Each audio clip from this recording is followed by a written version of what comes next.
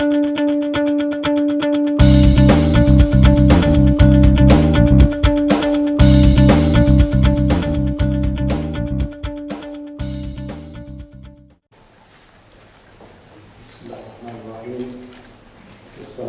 warahmatullahi wabarakatuh.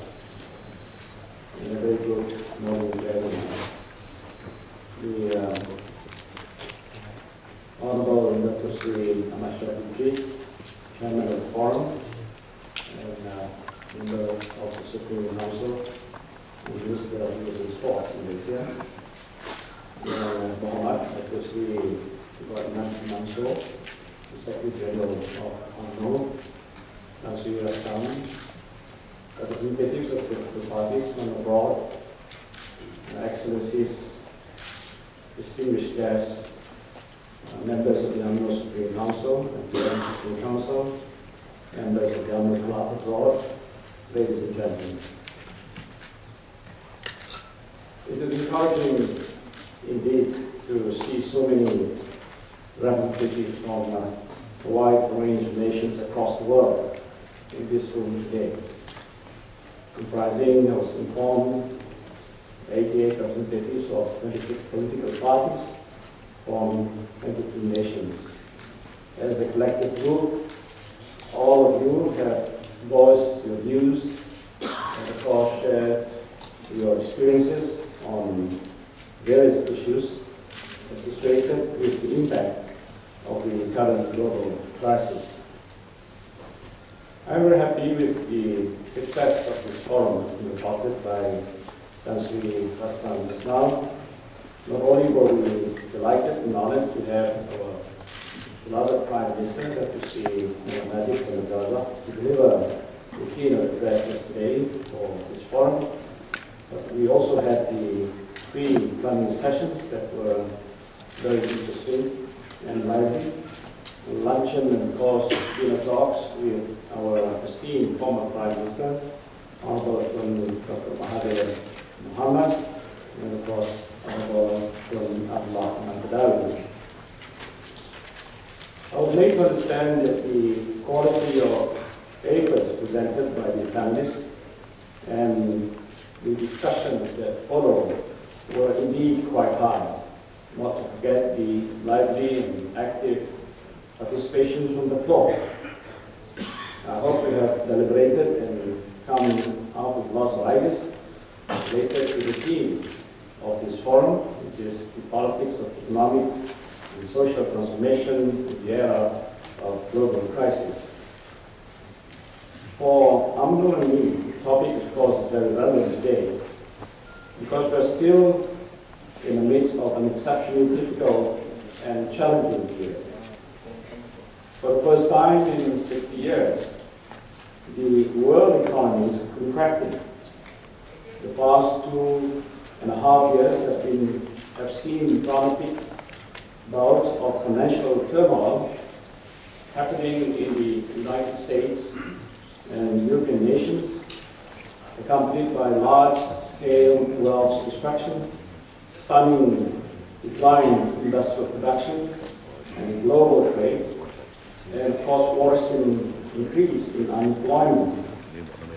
And to make it worse, this time around, there's no big country to bail us or to bail any of us out.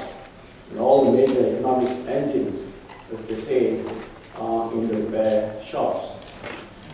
We're facing the gravest and most complex global crisis of our lifetime. And we can only solve all these problems if we work together. And that's what I believe all of you have been doing for the last 2 days, working together, discussing and sharing of ideas on how together we can overcome these challenges. Ladies and gentlemen, the path out of the global crisis will not, of course, be easy. The world is more than ever confronted by bitter wars, genocides, refugee crises, drought, starvations, emerging incurable diseases, illiteracy, unemployment, human trafficking, drug addiction, religious violence, environmental pollution, and lately a massive global economic crisis, threatening the existence of some nations. It takes courage to transform because it forces us to recognize that our previous practices have fallen short. But as long as we remain committed to create an effective multilateral process, we will be able to build a more stable economy, politically and socially, that will benefit our generations to come.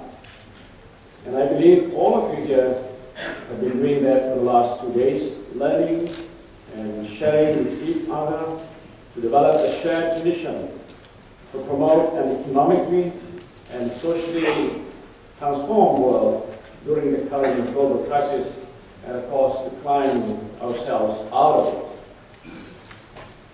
There is a positive indication that the situation, of course, is about to get better.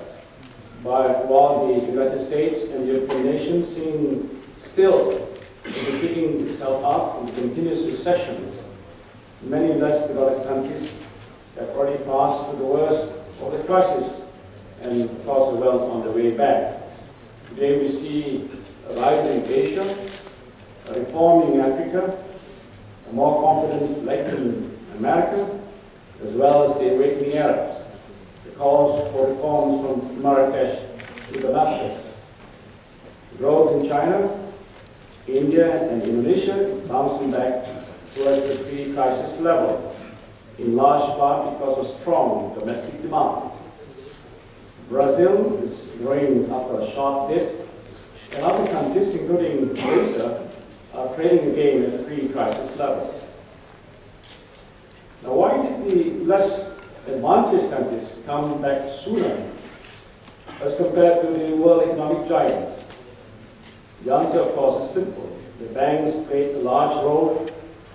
Rapid responses by central and domestic banks prevented a severe credit freeze, and reserves helped offset some of the capital outflow.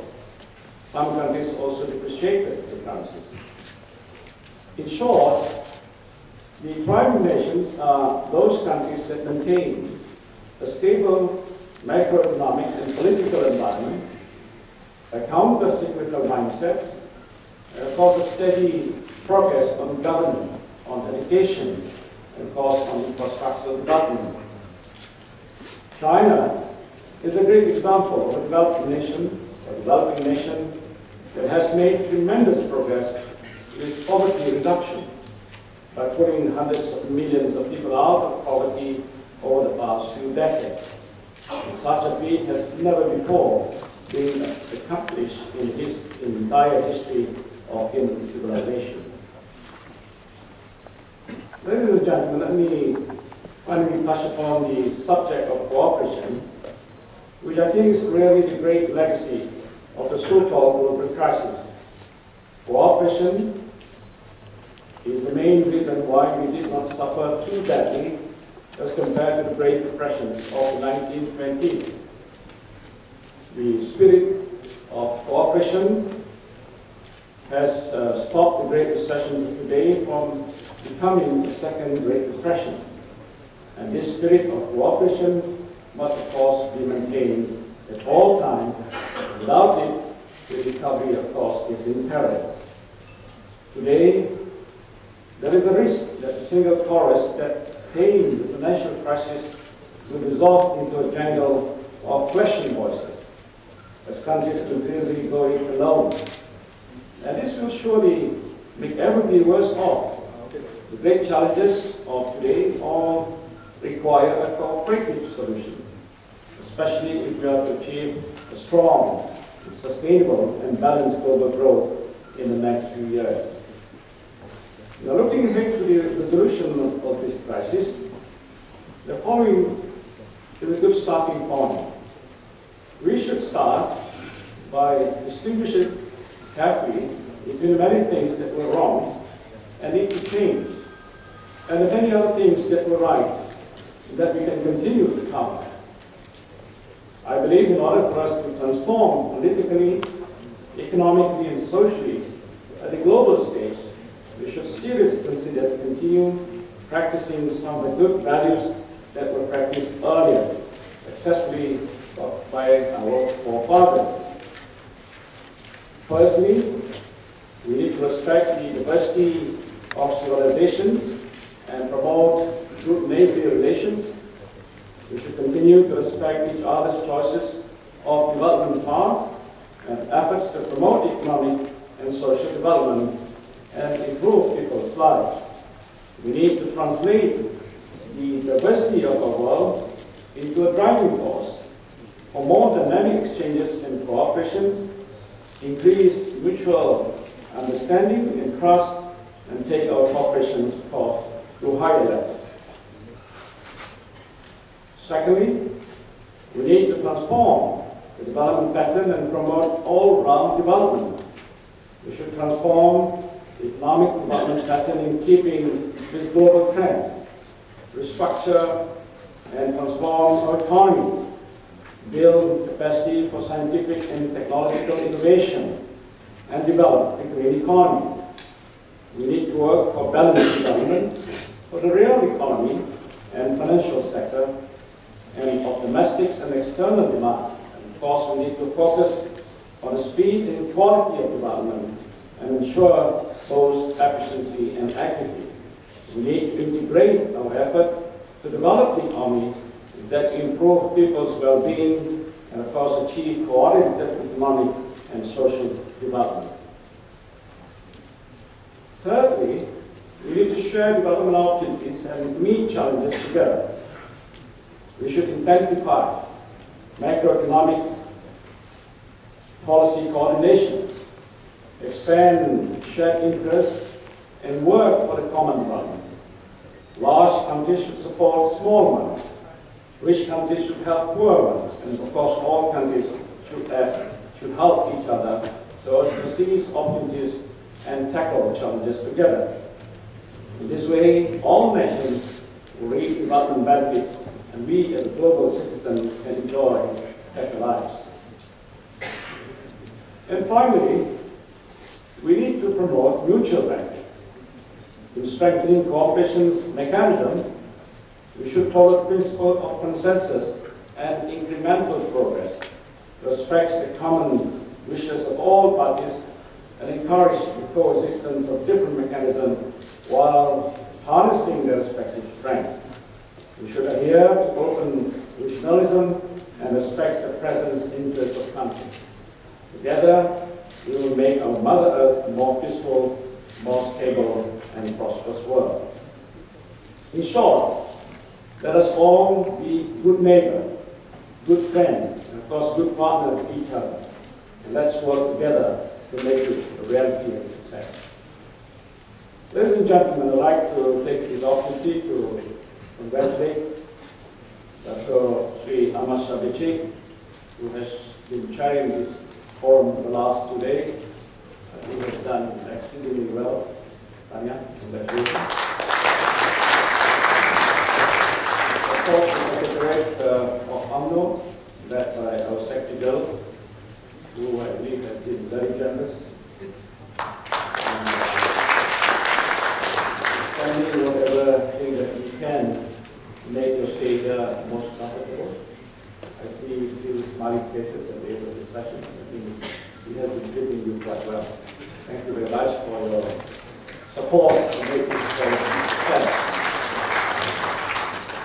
Of course, for those who have come from near and far, this is not the last and the final forum. We will continue to have this course and engagement from time to time. We appreciate it very much, all the contributions, and the best thing that will, of course, occur from this forum is those decisions, the deliberation that we make this forum to go straight to the Prime Minister. And of course, I will fully support any decision that's made in terms of cultivating the spirit of cooperation between our respective political parties. UMNO has taken its bold measures in transforming this country. I wouldn't touch on the same subject as what has been done by the Prime Minister. I was informed that he has been very open in his presentation, what we've been doing. We want to continue to serve the people. We have taken all the measures of drastic and radical changes for the last number of years, especially the last 2 years. And we hope that those will turn out into results. And most importantly, the political parties that will be converted into what we call support and votes for the next election. I pray that we will still be here next year, receiving you in hosting the same forum. Thank you.